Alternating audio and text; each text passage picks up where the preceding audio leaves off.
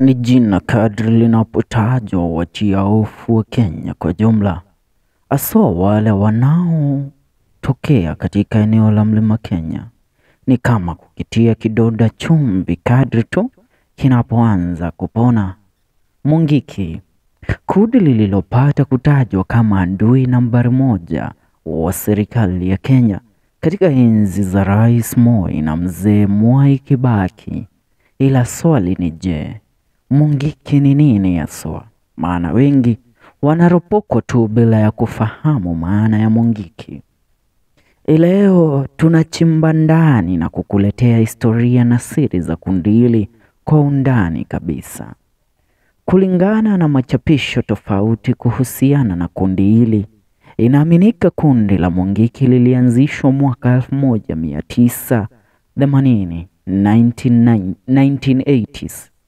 Wafuasi wengi wakitokea katika kabila la Wakikuyu waliopo katika eneo la Mlima Kenya. Usiri wa kundi hili na jinsi ambavyo linavyofanya kazi ndilo jambo ambalo limekuwa na limesalia kuwa ni kitendawili kisichotegulika na serikali ya Kenya pamoja na tume za upelelezi nchini. Jina Mungiki maana yake ikiwa ni watu walioungana kwa pamoja, limetolewa katika lugha ya Kikuyu Mugeke, meaning mwingi, maana watu wengi.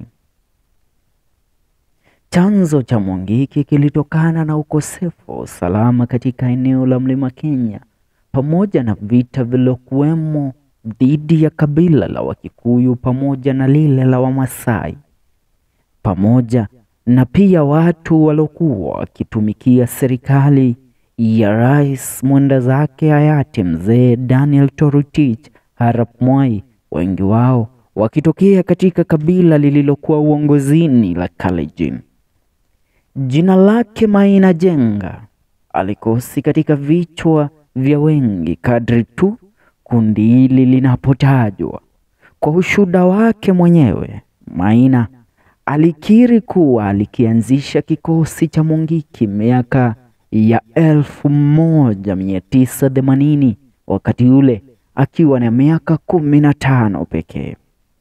Ninapoongelea Maina Jenga na kundi la Mungiki, mtaniruhusu kuwazima historia ya kikosi katili na maarufu zaidi ulimwenguni kinachotambulikana kama mafia, kikiwa kimekita mizizi katika nchi za Marekani na Italia.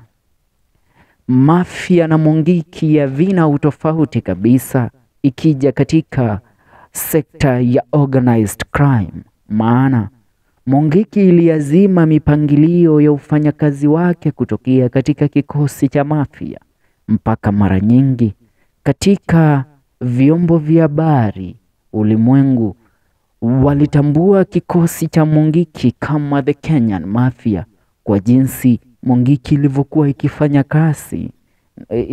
kazi samani, na jinsi ambavyo ilipata kuwaadhibu wale ambao hawakuwa wanasikizana na jinsi ambavyo wao walikuwa wakisiendesha kazi zao. Hivyo ndivyo Mungiki ilipata kuhusishwa na mafia. Nikikukumbusha, kikosi cha mafia kilipata kuteka anga za nchi ya Marekani pamoja na Italia kwa muda mrefu, kikiongozwa na the famous 5 bosses and the 5 mafia families of the United States. Maina Jenga pamoja na wazee walokuwa na ufahamu kuhusu jinsi ya kundi la Mau Mau lilivyokuwa likifanya kazi enzi zile katika harakati za kuikomboa nchi yetu kutokea katika mikono ya wakoloni, waliungana kwa pamoja na walianza kualisha viapo vijana waliokuwa wakitaka kujiunga na Mungiki. Na kiapo walichokula ni kiapo cha kupokea amri na kutumikia mkubwa wao, pamoja na kile cha kuheshimu yote ambayo watakuwa wakiyasikia, na pesa ambazo walikuwa wakiziokota Mungiki ilikuwa inawabidi wapelekee mkubwa wao alikuwa akiongoza kitengo chao, ambaye mara nyingi alitambulikana kama General, naye General angeziokota hela zile ambazo walikuwa wakiziokota kwa ajili ya kuweza kupeana ulinzi na kusipeleka kwake Field Marshal ambaye alikuwa ndiye mwenye ngazi ya juu zaidi katika kikosi cha Mungiki.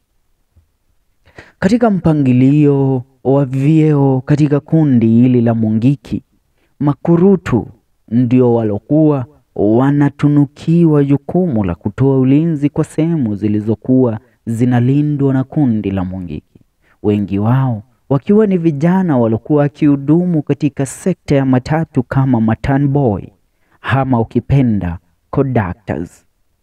Ukikamilisha cheo cha field agent ama kurutu kama walivyotambulikana, unapewa wadhifa wa general, ambapo ulikuwa unapewa kikosi chako cha makurutu ambao walikuwa wanapita zaidi ya 50, ambao ulikuwa wewe ndio unaowasimamia na pia kutoa maagizo au orders za watu wako kwa kile ungetaka wao wakifanye na mahali ambapo ungetaka wakwende kuweza kupeana huduma zenu kama Mungiki.